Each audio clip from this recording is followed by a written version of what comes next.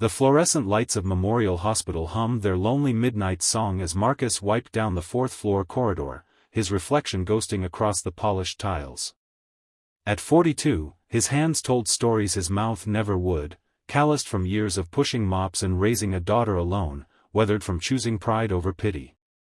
He'd learned long ago that invisible people see everything, and tonight, what he saw made him pause mid-stroke, ****.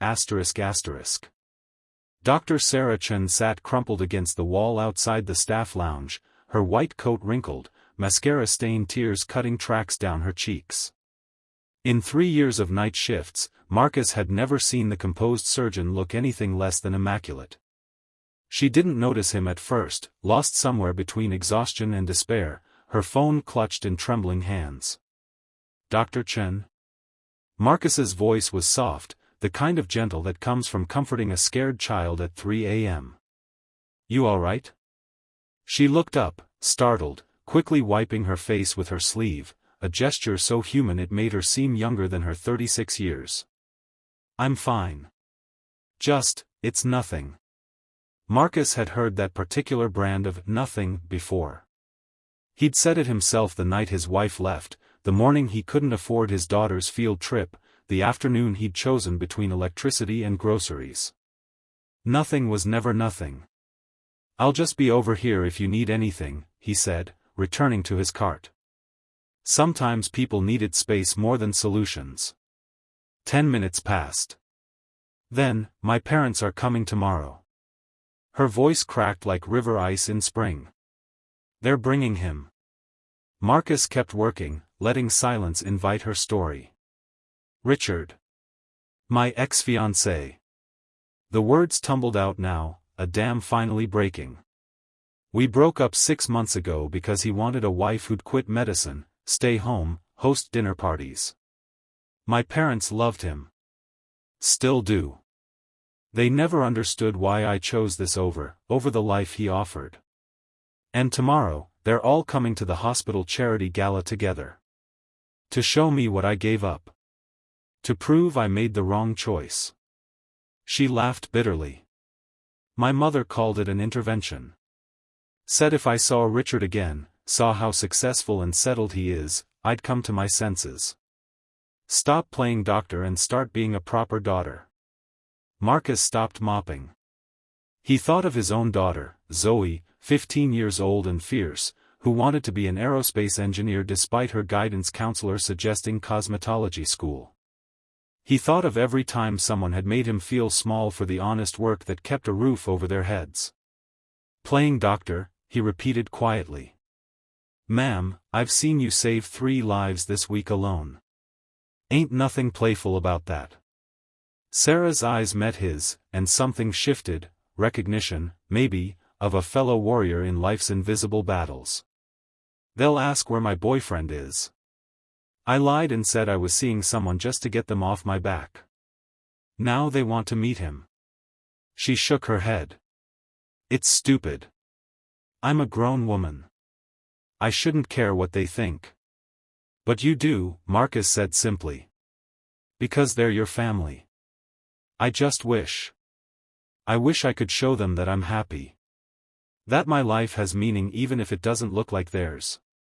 She gestured helplessly. "That someone could actually value me for who I am, not who they want me to be." What Marcus did next, he'd question for weeks after. Maybe it was the thought of Zoe facing similar judgment someday. Maybe it was seeing someone who healed others but couldn't heal herself.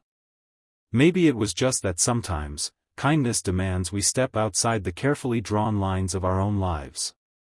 "I could do it," he heard himself say. "What?" "Be your boyfriend. For the night. For the gala." The words sounded insane even as he spoke them, but he pressed on. "I clean up decent. I know which fork is which, my mama raised me proper. And I'm real good at pretending everything's fine when it's not." Sarah stared at him like he'd offered her the moon. "Marcus, I couldn't ask you to." "You didn't ask. I'm offering." He shrugged. "Look, I get it. Sometimes you just need someone in your corner, even if they're only there for show. No judgment, no strings. Just one person saying, I see you, and what I see is enough. The next evening, Marcus stood in his bathroom wearing a borrowed suit from the hospital's community donation closet, his daughter adjusting his tie with the seriousness of a surgeon. "Dad, you look like James Bond," Zoe declared. "A really nervous James Bond." "What am I doing, baby girl?" Marcus muttered. "This is crazy." "Nope." Zoe stepped back, admiring her work. "This is what you always taught me, standing up for people who need it, even when it's uncomfortable. Especially then." Outside the hotel ballroom, Sarah waited in a midnight blue dress that transformed her from doctor to something ethereal. But it was her smile, tentative and grateful and terrified, that made Marcus glad he'd come. "Ready?" he asked, offering his arm. "Absolutely not," she admitted, taking it anyway. The evening unfolded like a play they were improvising scene by scene. Marcus met her parents, her mother's eyes cataloging every detail of his cheaper suit, his working man's hands, the absence of a prestigious job title. Her father's handshake was testing, territorial. Richard stood nearby, smug in his tailored perfection. "So, Marcus," her mother began, voice dripping with false sweetness, "what is it you do?" Here was the moment. The opportunity to shrink, to apologize for his existence. Marcus felt Sarah tense beside him. But then he thought of every overnight shift, every spotless floor, every life saved in rooms he'd cleaned. He thought of Zoe's proud face when she told friends her dad worked at the hospital. He stood taller. "I'm a sanitation technician at Memorial.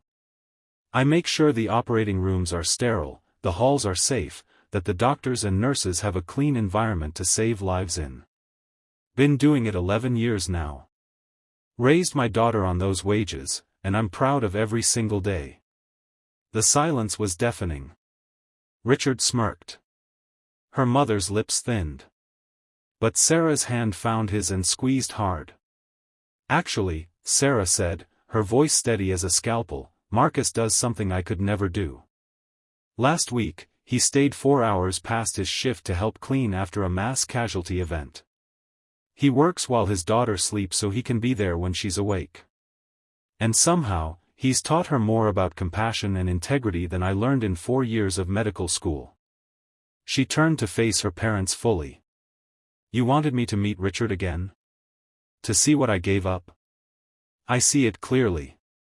I gave up a man who wanted to own me for people who respect me.